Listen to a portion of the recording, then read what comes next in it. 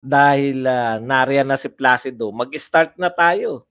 Hindi, 500 na.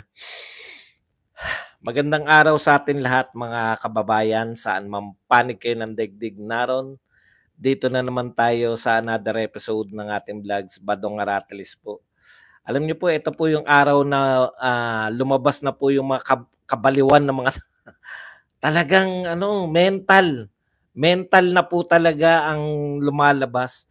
Mahirap pong panoorin yung quadcom ng buo kasi hanggang ngayon yata nagka-quadcom pa eh. Ano yan, magdamagan. Yun yung di nila nakita eh, no? Yung sawa factor.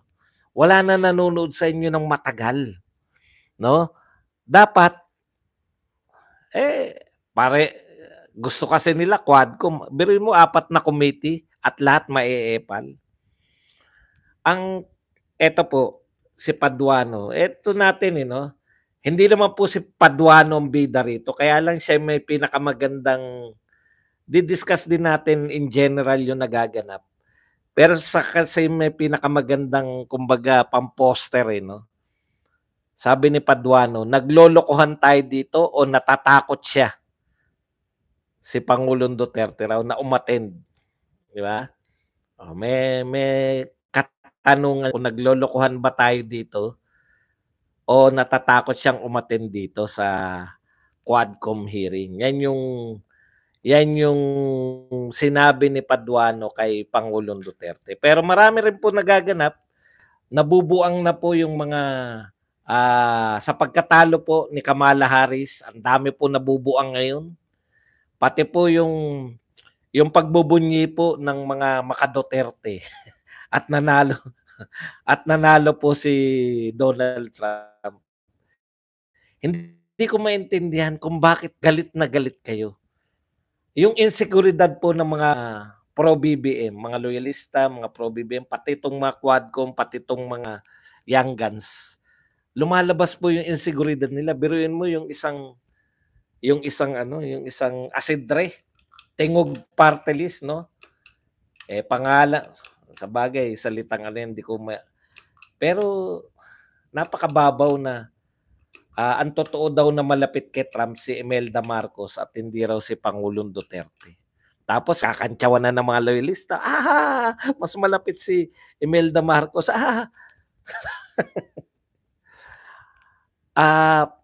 Babaw, no? Ganun talaga sila no? Kaya dapat mahaba yung PC mong sa pakikipag-deal sa mga loyalista.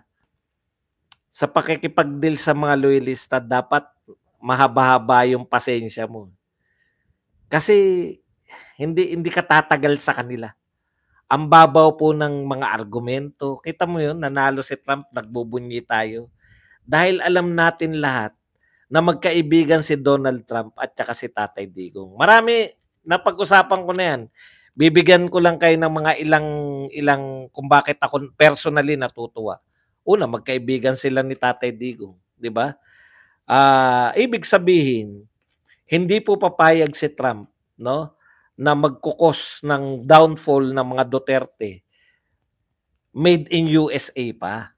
Yun lang malaking bagay na yun. Kasi aminin man natin at hindi ngayon, hindi tayo check na ito ba ay local lang, hanggang kay Martin Marcos Romualdez lang, Araneta lang yung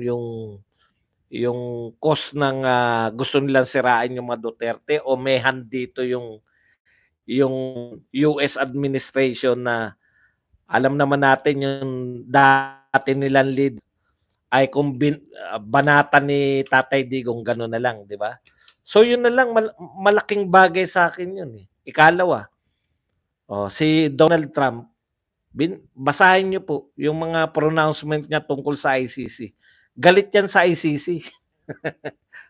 Pareho sila ni Pangulong Duterte na hindi nila iniintindihan. So, meron tayong malakas na world leader nakakampi laban sa ICC. Kasi ang attitude ng mga democratic leaders, sila Biden, hayaan lang yung ICC, basta hindi tayo apektado, okay lang yan. No? Yan ba, manggigipit ba yung ICC sa mga kalaban ng Amerika? Sige, okay lang, tirahin nyo. Meron silang sense ng ano, eh, na hayaan lang yung ICC. Pero kung Donald Trump, ibang klase 'to. Galit 'to sa ICC.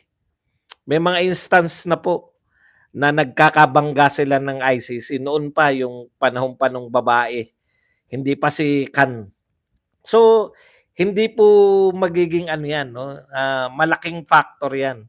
Tandaan niyo, the most powerful man sa mundo, yung President ng United States of America. Aminin niyo man 'yan at hindi. Tapos ikatlo yung ano nila, yung pong, woke culture na gustong-gustong dalhin dito nila Hontiveros, eh, binarag ng mga Amerikano na ayaw namin 'yan. Ayaw namin woke culture, kaya namin binoto si Donald Trump. Eh, putya siyempre 'di ba, talo kayo, eh.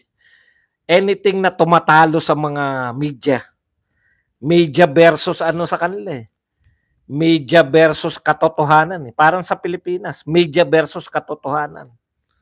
Kaya may nakikita natin na tinatalo 'yan, eh, tinatalo yung, ah, ganyan na ganyan yung ginawa kay Donald Trump, 'no, ng media. May termino si Elon Musk sa media, eh, kalimutan ko lang. Na inspiration sa atin 'yun, na 'wag tayong panghinaan kasi matatag naman yung ano, eh, yung social media dito, eh. Kayo-kayo na lang. Ah, hindi ko naintindihan, kita mo 'yan si Jan Soriano, 'di ba? May biglang magko-comment na kayo-kayo na lang tapos tatawa. Kung hindi ka maunawain, kung hindi mo alam ng mga mahihina utak ng mga loyalista, ano ibig sabihin niyan? 'Wag niyo po masyadong, pag-iisipan. Kasi sa kanila literal, akala nila kausap nila ako. Kaya bigla sila magko-comment na kayo-kayo na lang. Yan po, ganyan na ganyan. Kita niyo wala out of the blue biglang tatawa, tapos walang sense yung sinasabi kasi yan mula reaction yan dun sa sinabi ko kanina pa. Kanina ko pa sinabi yan, eh. Malamang sa opening statement pa lang, kayo-kayo na lang. Kaya walang sense, 'di ba? Pagdating sa atin 'pag binasa mo, anong sense nun?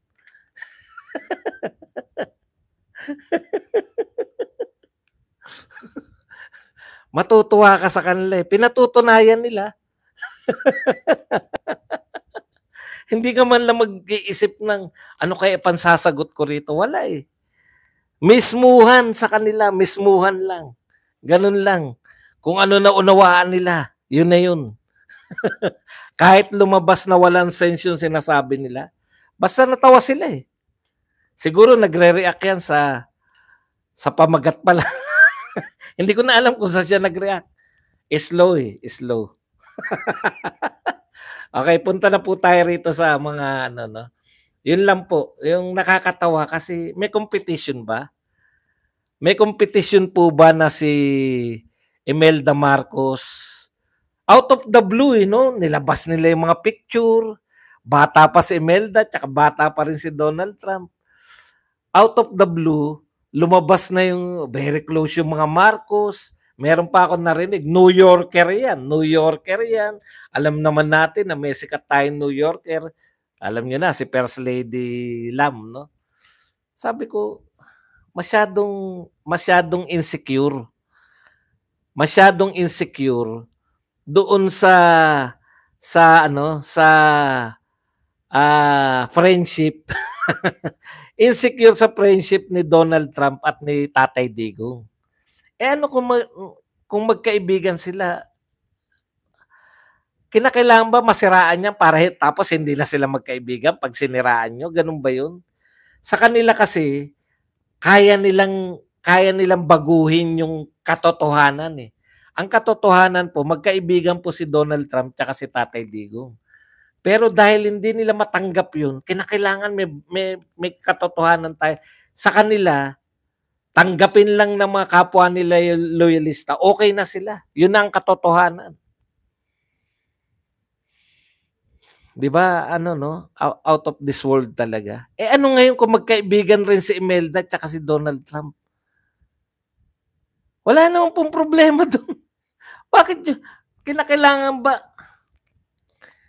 kinakailangan ba pagkaibigan ng mga Marcos, bawal na sila makipagkaibigan? Dapat nasabihan niyo ba si Trump, "Trump, hindi ka puwedeng makipagkaibigan kay Duterte kasi kaibigan mo si Imelda," gano'n ba? May rules bang gano'n?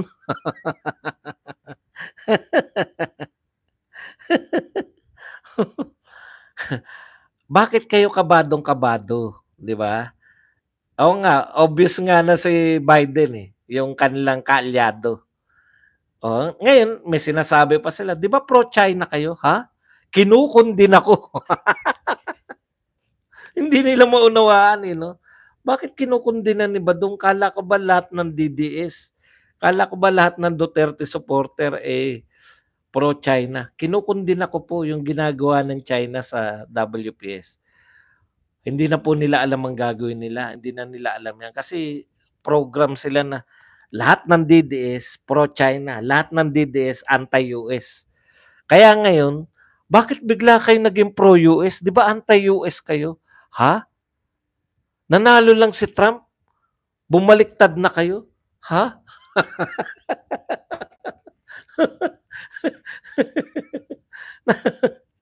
Masarap silang laruin, eh, 'no? Kaya hilong-hilo po sila ngayon, galit, galit sila. Galit sila sa lahat ng pangyayari, talo si Kamala. Papaano na lang very close si Kamala tsaka si BBM.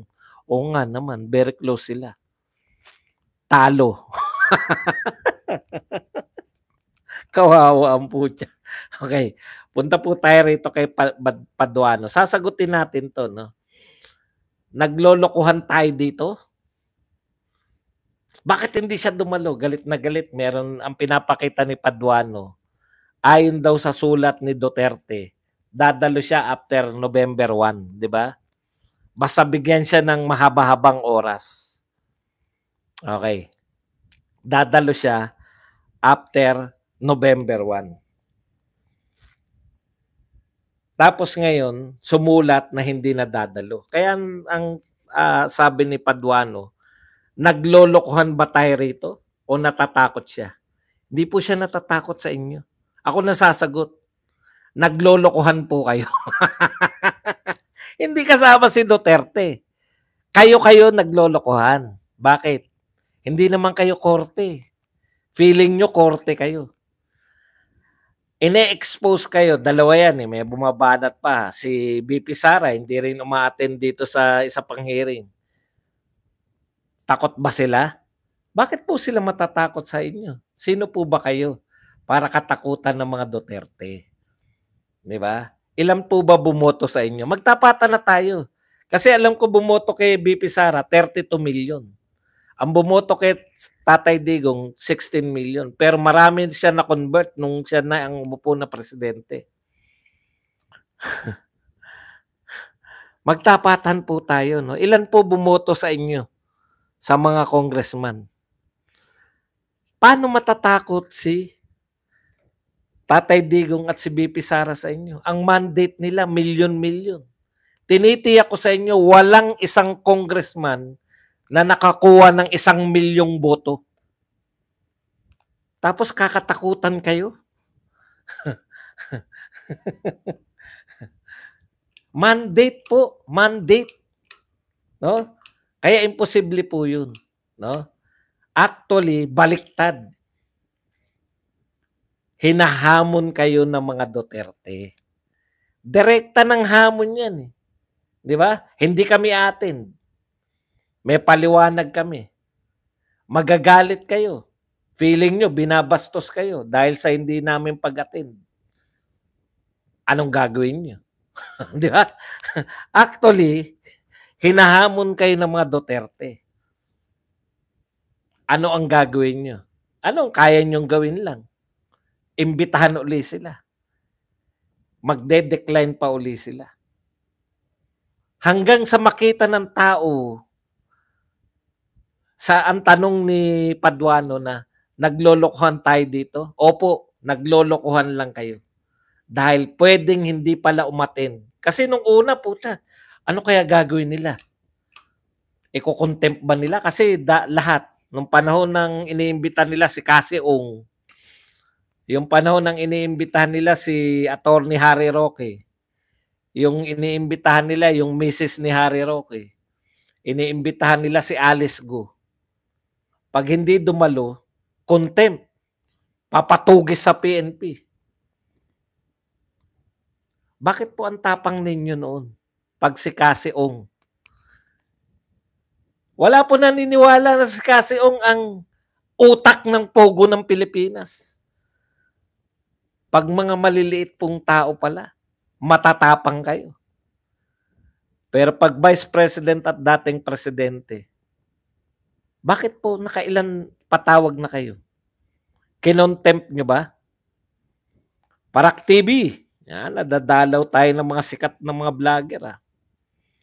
Gawin nga natin tong kulay blue si Parak TV para naman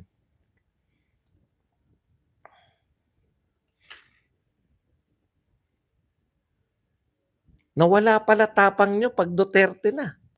Bakit walang contempt? Bakit hindi pinag-uusapan yung contempt? Kinontempt nyo na ba si BP Sara? Hindi pa. Kinontempt nyo ba si Tatay Digong hindi dumadalo? Hindi rin. Bakit? Valid kasi ang kanilang mga paliwanag. Bakit valid? Mga abogado sila eh. Kayo, marami sa inyo hindi abogado. Nagpapaliwanag, mag-amang abogado, mag-amang presidente at vice president. Pinapaliwanagan kayo. Hindi dapat umattend. Hindi na kami attend dahil wala naman kayong, yung sinabi ni BP Sara, hindi nyo naman masagot. Hindi kami attend dahil wala naman kayong bill na pinopropose. Paano? Simple lang sinabi ni BP Sara eh. Paano kami magiging resource person? Paano yan magiging in aid of legislation? Wala naman kayong bill. Wala naman kayong nile-legislate. So hindi kami papayag. At kung resource person naman kami, pwede kaming tumanggi. Alam niyo po ba yun? Ngayon lang natin nalalaman. Kaya maganda po ito natututo tayo eh. Akala natin overpowerful na, no? Pag pinatawag ng Senado, Pastor Quebuloy, umattend ka, iko-contempt ka namin. Si Pastor Quebuloy pa pala, kinontempt ng Senate, di ba? Papatawag, ipapakontempt pag hindi papatugis sa mga laksa-laksang tauhan ni Tore. Papahukay ang mga kung saan man dapat hukayin.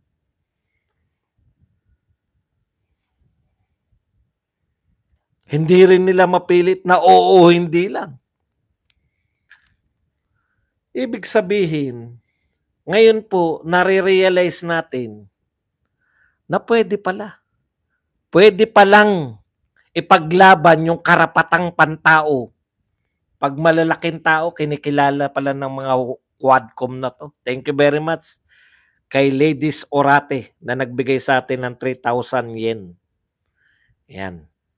Maraming salamat, Madam Lides pala. Lides Orate. Okay. Hindi po duwag yung mga Duterte. Huwag nyo pong palabasin na naduduwag sila. In fact, hinahamon nila yung power ninyo. Direkta. Sige, contempt nyo kami. Wala naman nagko-contempt. Sabi nyo, pinapahiya kayo dahil nga naglolokohan lang kayo. Niloloko nyo lang sarili nyo na kaya nyo silang ipatawag. Bilang resource person pala, pwede pala kayong tumanggi. Hahanap lang sila ng ibang resource person. Kasi ang resource person pala, ang meaning pala niyan, tutulong ka lang sa pagbabalangkas nila ng batas. Kung ayaw mong tumulong, hindi ka Baliktad eh. Dito ang treatment sa mga resource person ay mga suspect. O ngayon, hindi ko gusto yung tignan nyo, yung abogado na ni Tatay Digong yung gusto nilang imbitahin para ipaliwanag. Sabi nga nung isang congressman, abogado lang yan ni Duterte. Kagustuhan ni Duterte na hindi umattend.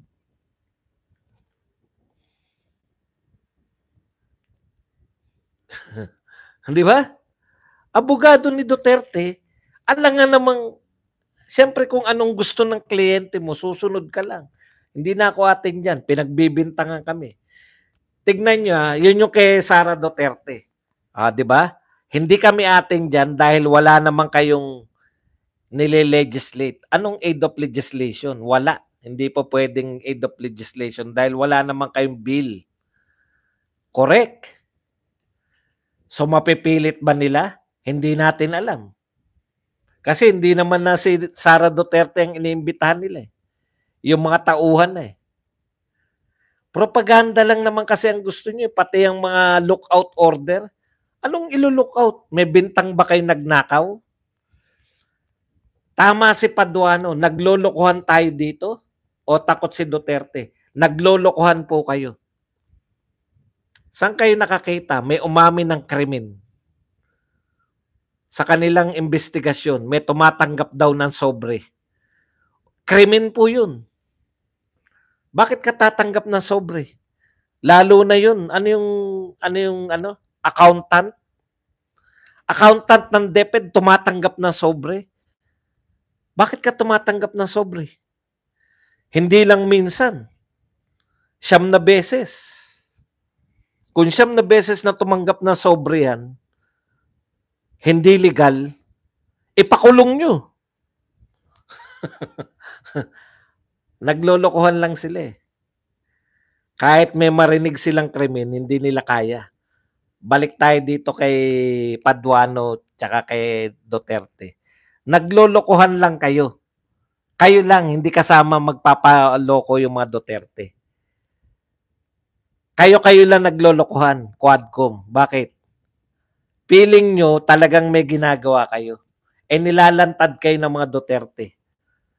Direkta sinabi ni Duterte, ano sinasabi niyong duwag? Ang dami po nagsasabi na duwag daw yung mga Duterte kaya hindi umarap. Ano sinasabi niyong duwag? Sinasabihan nga kayo. Ito ay political persecution. O hindi naman ganun yung pagkakasabi. Ito ay political ploy para idiin.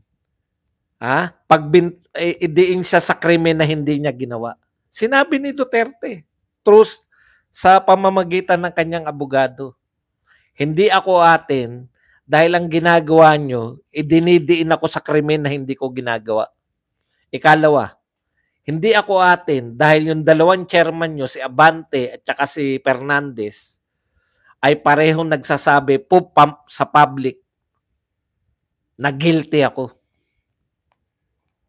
Direkta yan. Kung meron kayong akusasyon na ganyan, hindi yan nararapat sa Quadcom. Dapat, sinasampahan nyo na kami ng kaso sa DOJ. Tinuturuan pa kayo ng dating prosecutor. Tinuturuan kayo sa batas. Ano sinasabi nyo takot si Duterte? Hinahamon kayo ni Duterte na sampahan nyo siya ng kaso. Para once and for all, matigil na yan. Alam nyo ba kung bakit ayaw nyong sampahan ng kaso? Gagawin hanggang 2028 kasi yan eh. Hanggat hindi nyo sinasampahan ng kaso, hindi mapapawalan sala si Duterte. Hanggat hindi nyo sinasampahan ng kaso, masasabihan nyo siya ng kriminal, masasabihan nyo siya ng mamamatay tao, demonyo, etc. Sangkot sa droga. Baliktad eh, no? Kung sino yung nagwa-war on drugs, siya yung kasangkot eh. Okay, meron lang po akong gustong Ito po si Ace Barber. Quadcom, akala ko nag-imbestiga kayo ng mga kasalanan ni Duterte. No? Akala ko nag-imbestiga kayo ng mga kasalanan ni Duterte. Bakit ganito na lumabas? Pakinggan po natin. Hindi po lahat. Saglit lang 'to, mga 1 minute lang. Ito po sabi ni Barber. Nagsasabi na maganda ang mga naganap na patayan sapagkat mga drug lords naman po ang napatay o ang mga adik na kriminal. Subalit sa aming investigasyon, lumalabas na may mga ibang drug lords nga na napatay subalit iilan lamang, samantalang madaming mga malalaking drug lords ang nagpatuloy sa kanilang gawain at na protektahan pa ng gobyerno at nabigyan pa ng titulo imbes na maimbestigahan. Libo-libo. Napakinggan niyo po.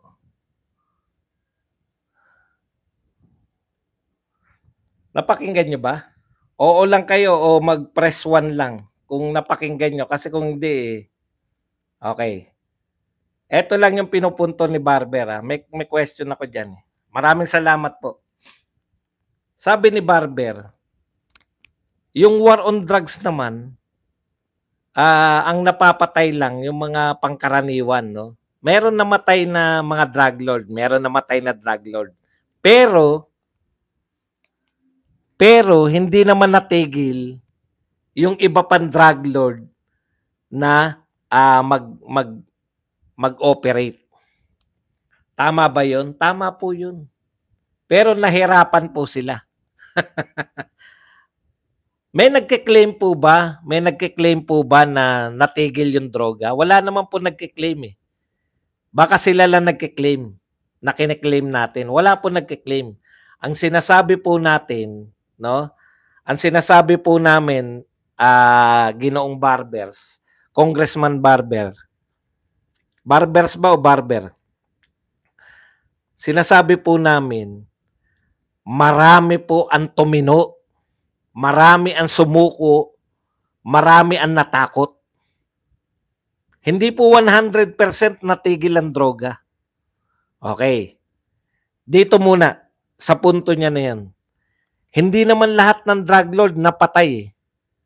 Kaya yung iba nagpatuloy na mag-operate. Correct din, tama.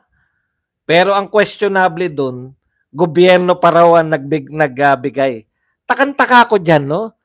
Sabi kayo ng sabi, alam nyo lagi nilang bukang bibig nila si Michael Yang, Peter Lim.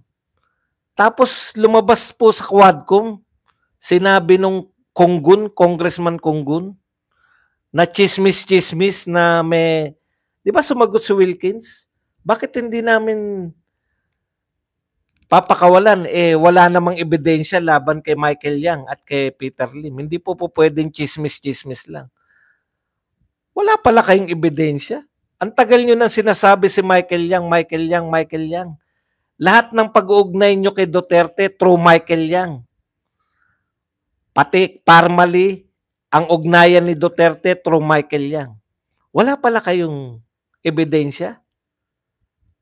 Okay. Tignan po natin. Yun lang muna. Ibang usapin kasi yung mamaya natin papaliwanag yung mga nanlaban. Galing din po sa datos ni Barbers. Kasi wala akong mahirap po mag-research para sa katulad ko, yung ako lahat tas. Ang hirap din po mag-research. Maganda yan, ipinagre-research tayo ng mga congressman. Pero ang pagsusuri natin, yung pabor kay Pangulong Duterte. Ano yung sinabi niya? Hindi naman lahat ng drug lord namatay. Ibig sabihin, nag-ooperate pa. Patuloy operation. Correct! Kaya nga, hanggang sa katapusan, kaya nga po gusto namin matuloy sana yung war on drugs. Pero nung panahon ni Marcos, tinuloy ba yung war on drugs? Kaya ba hindi tinuloy dahil patay na lahat ng drug lords? Hindi pa. Sabi nga ni Barber, may buhay pa yung mga drug lord eh. Yung po bang buhay ng mga drug lord ngayon na? Hindi po yung, noon pa yan. Ngayon. Yung mga buhay po bang drug lord ngayon, hindi na po ba sila nag-ooperate dahil bloodless na ang war on drugs? Pakisagot po kasi wala akong data eh. Di ba? Ang sinasabi nyo, hindi naman lahat namatay. Yung hindi namatay, nag-ooperate pa rin. Sabi ni Barbers. Siya nagsabi niyan, hindi ako. Kaya nga tuloy-tuloy. Ang ngayon, ang tanong ko, ngayon po wala nang pinapatay kasi bloodless eh, 'di ba? Bloodless ngayon eh. Nag-ooperate pa po ba sila o natakot sila? Ay, wag na tayo mag-operate. Bloodless drug war on drugs. Naku, nakakatakot 'yan. Bloodless. Magbagong buhay na tayo. Nagbagong buhay po ba sa tingin ninyo yung mga drug lord? Mula po sa sinasabi mo, Congressman Barbers, na yung nakaligtas sa war on drugs, nag-ooperate pa rin. Ngayon ba hindi na sila nag-ooperate? Di ba? Bigyan linaw nyo kami kasi pinuputol nyo hanggang kay Duterte lang. Gusto nyo mag-imbestiga ng droga. Imbestigahan nyo po. Yung anak na 10 taong gulang, harap-harapan, binibenta. Yung sinasabi po natin na parang nakakatawa na binibentang parang candy. Ngayon po, ayan no, yung bata, parang candy lang na nagbebenta. Yan po malamang ang epekto ng bloodless. Okay. Balikan po natin, marami pong mga binigay na datos. Sabi ko nga, wala akong researcher, no? Mahirapan po yung kulang ang resources. Sila po marami researcher. Nag-research po sila. Pero susuriin po natin yun ng totoong suri, no? Kasi pinalalabas nila nung war on drugs ni Pangulong Duterte, hindi naman talaga hindi naman talaga yan nakapigil ng crime, di ba? May mga may mga naglolokohan tayo rito. Tama si Paduano, naglolokohan tayo. Okay, bakit ko nasabi? Tignan muna natin yung datos nila, yung mga datos na binigay. Maraming salamat po sa ito yung mga gusto kong data talaga yung talagang kita mo, ang talino mo naman, Ghost Rider, yan lang ang sasabihin mo sa akin. Wala ka bang comment sa ano? Ito po. Lumalabo, no? Paano kaya natin ito mapapalinaw? Comparison po ito eh. Malabo talaga. Lalakihan natin. Yun. Ayan. Okay. So, kino-compare nila, ito, panlilin lang tong datos na to eh. Kino-compare nila yung Duterte na war on drugs. Yan daw po yung bilang ng krimen. So, dahil 2 taon pa lang si Marcos, 2 taon pa lang yung comparison. Yung unang 2 taon ni Duterte at unang 2 taon ni Marcos. Okay. So, yung war on drugs daw ni Duterte, ang krimen daw nun, 217,830. Panahon daw ni Marcos, 83,059. Kaya ang conclusion nila, 'di ba? Mas maganda pala yung hindi nagwa-war on drugs. Mas maraming krimen ang nalulutas. Tindi, no? Oo nga, sabi ng mga loyalista, ito, sabi nitong nagsabi na Juyoy daw ako. Binuburan nyo kasi, pasasakitin natin yung kalooban. Hayaan nyo lang po sila, maganda nga po yun, sumakit ang kalooban nila. Okay. Ito po si Ghost Rider. Oo, nagpapalakpakan yan. Kita nyo, mas magaling, effective. Ano yung sabi? Pwede yung daliri.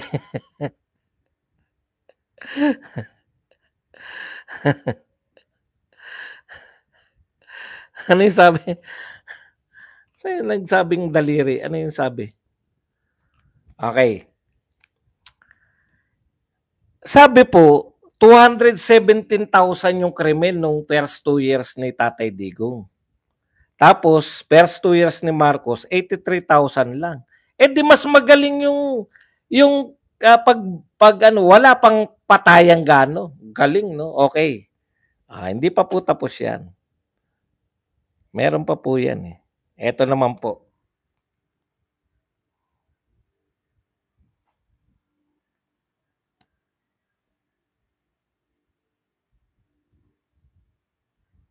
Ayan. So ito po yung mga napatay. Ayan. So officially, ang napatay daw sa mga nanlaban, 4,500.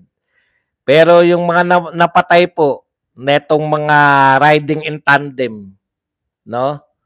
16,355. Samantalang kay Marcos, 73 lang sa first 2 years. So ibig sabihin, mas konti yung pinapatay. Therefore, I conclude na mas konti yung pinapatay, mas maganda. Ganyan magsalita yung mga. Mas maganda pala. Mas maganda pala. Mas mababa yung krimen pag konti lang yung napapatay. Hindi. 'Di ba? Ang sarap pong pakinggan, no? Kaya wag na tayo bloodless na lang, mas mapapababa natin yung krimen. 'Yun yung formula eh, no? Ang galing. Palakpakan muna natin. Okay. Ang tanong ko po, asan dyan yung milyon na sumuko? Ay, naku. Okay, balik po tayo. Okay. Kung biglang titingnan, kasi ganyan yung gusto nila eh, biglang tingin lang. Huwag kayong magsuri. Di ba? Huwag kayong magsuri. Ang tanong ko, ilan po yung sumukong adik ngayon at ilan yung sumukong adik nung panahon ni Pangulong Duterte? Pag sumuko ka po sa tokhang, papatayin ka ba? Hindi po. Kasi ang pagkakaalam ko po, 1.4 million sa, hindi ko alam kung 1.4 million sa, hindi ko alam kung yun na yung kabuuan, no? Yun ang pinakamalaki na data. Ang hirap kasi, ano lang sa Google lang ako eh. Pero kung may researcher ako, sana i-research din nila lang ako eh. Pero kung may researcher ako, sana i-research din nila para sa atin. 1.4 million ang sumuko na adik. So etong mga to, nung sumuko sa kanila, marami dyan nagbagong buhay. Diba? 1.4 million. Nakukuha nyo po. Ngayon, ilan na sumusuko dito? Wala po. Dahil wala namang tokhang ngayon eh. Ano susuko nila? Saan sila susuko? So wala po. Ibig sabihin, nung panahon po ni Pangulong Marcos, ay ni Pangulong Duterte, bukod po sa mga namatay, dito muna tayo sa mga namatay. Kung susuriin nyo po, yung inaamin dyan na legit, individuals died during police anti-drug operation, 4,540. Yan yung mga sinasabi ng laban. Ang dami pala nung mga riding in tandem. Ang dami pala yung wag tularan. Pusher ako, wag tularan, adik ako. Ang dami pala nun. No? Saka isa-isa na totoong testigo dun sa Senate hearing, si Cristina Gonzales. Ano po ang kwento niya? Diyan sa mga biktima na hindi nanlaban. Hindi nanlaban yung asawa niya, di ba? Hindi police operation napatay, di ba? Saan po napatay yung asawa niya? Pinatay. Kasama siya rito sa 16,355. Sa kwento po ni Cristina, sino po ang pumatay? Police rin po ba? Yung mga eskalawags, yung mga kasama. So, yung 16,000 na yan, kung susuriin nyo po yan, hindi naman nila sinabi na ito ay mga taong hindi involved sa droga. Ayan, no? Sa kanila na to, PNP na po to. Drug personalities were killed by riding in tandem assailants and other still unknown individuals. Baka yung ibang namatay na mga pinatay dahil nagselos, kasama na rin dyan. Ginawa na rin AJK. Basta lahat na namatay.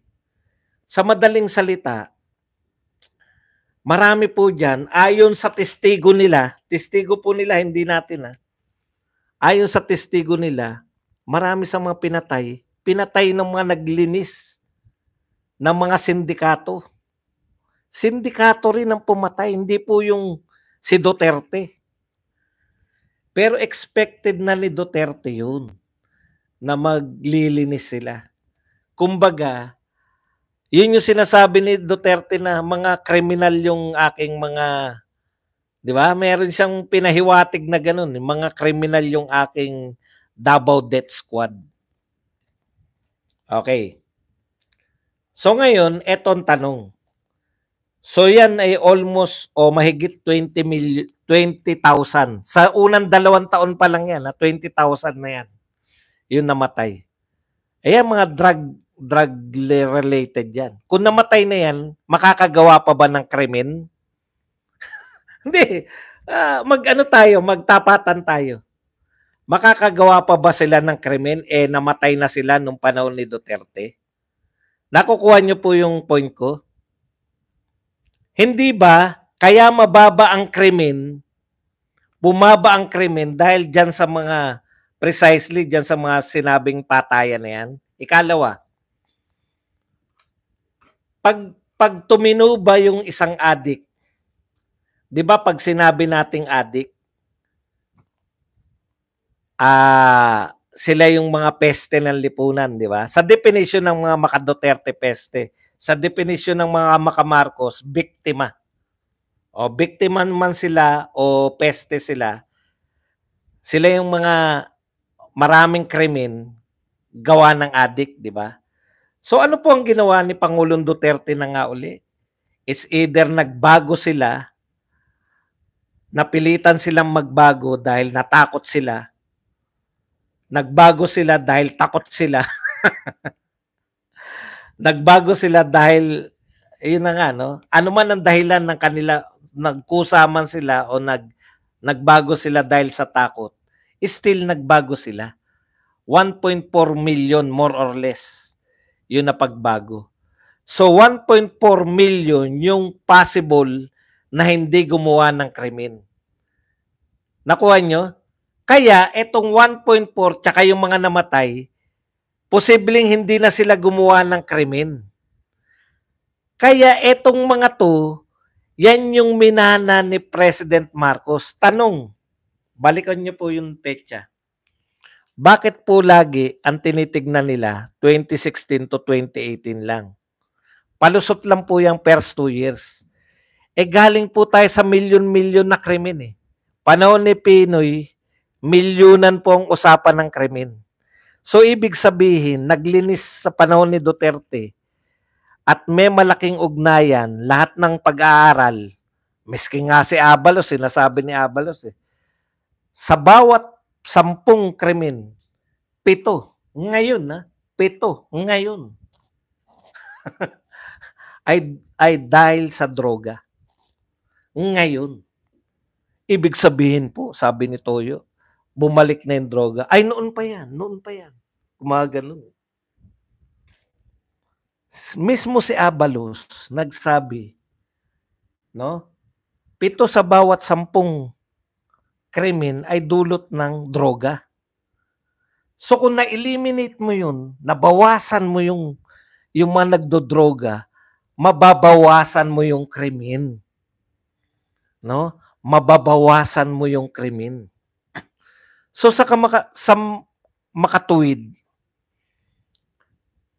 kaya mababa na yung minanang criminality ni BBM. Ang tanong ko, wala kasi akong data, bakit ayaw niyong ipakita yung criminal, yung mga crime rate noong 2019 to 2022, yung napababa na ni Pangulong Duterte yung krimen.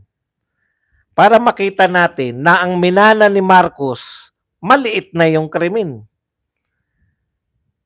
Tagapagmana ka, napakaswerte mo, napakaswerte ng administrasyon na to dahil lahat ng hard work ginawa na ni Tatay Digong, lahat na ng mga yan, yung madugo. Si Tatay Digong na yung nagsikripisyo, ikaw, itutuloy mo na lang sana. Pero imbis na magpasalamat ka, parang yung paglilibing sa tatay mo yan. Imbis na magpasalamat yung makamtan ni Duterte, ano, dinideny nyo. Ang crime rate kaya mababa ngayon, produkto pa yan ng 6 na taon na walang bagong adik. Swerte mo, nagmana ka ng 6 na taon. Samantalang si Tatay Digong, ang minana niya, punong-puno ng adik. Naglipa na dyan.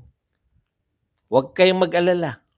Sa rate ng nakikita natin, bata, nagtitinda na ng droga. 10 taong gulang pa lang. Huwag po kayong mag-alala.